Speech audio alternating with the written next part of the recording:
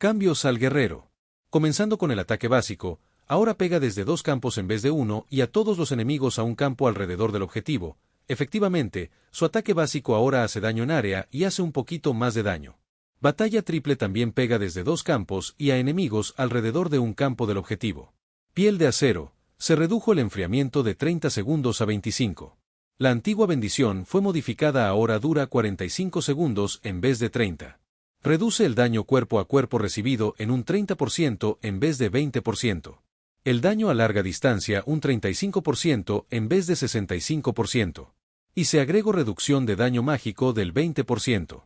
La habilidad ahora también otorga una bendición nueva, la cual dura 60 segundos, aumenta el daño un 5%, la velocidad de movimiento en 1 y el nivel del hada en 10.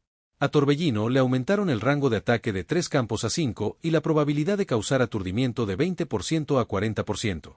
Provocación. Le aumentaron el enfriamiento de 30 segundos a 40 y ahora causa rigidez a los enemigos con una probabilidad del 100%, y quiero remarcar la importancia de esto. Rigidez no deja a los objetivos atacar ni moverse y además tienen más probabilidades de recibir daño crítico, y aunque solo dura 4 segundos, es el comienzo de un combo bastante potente. Y como si no fuera poco, el guerrero reduce el daño recibido en un 20% durante 10 segundos. Golpe último. Golpea desde 3 campos en vez de 2 y le aumentaron la probabilidad del efecto negativo de 40% a 60%. Intimidación. Ya no espanta a los enemigos, le aumentaron el área de 4 campos a 5, también le redujeron el enfriamiento de 120 segundos a 35 y ahora causa un efecto negativo que reduce el nivel de defensa en 2 durante 20 segundos y es de nivel 5. Es decir, le entra a la mayoría de jefes de raids. La habilidad también causa shock con una probabilidad del 100%. Terremoto. Le aumentaron el área de 4 campos a 6 y redujeron el enfriamiento de 50 segundos a 35. Dragón volador. Le redujeron el enfriamiento de 120 segundos a 75 y le aumentaron la probabilidad de causar el efecto negativo de 80% a 100%.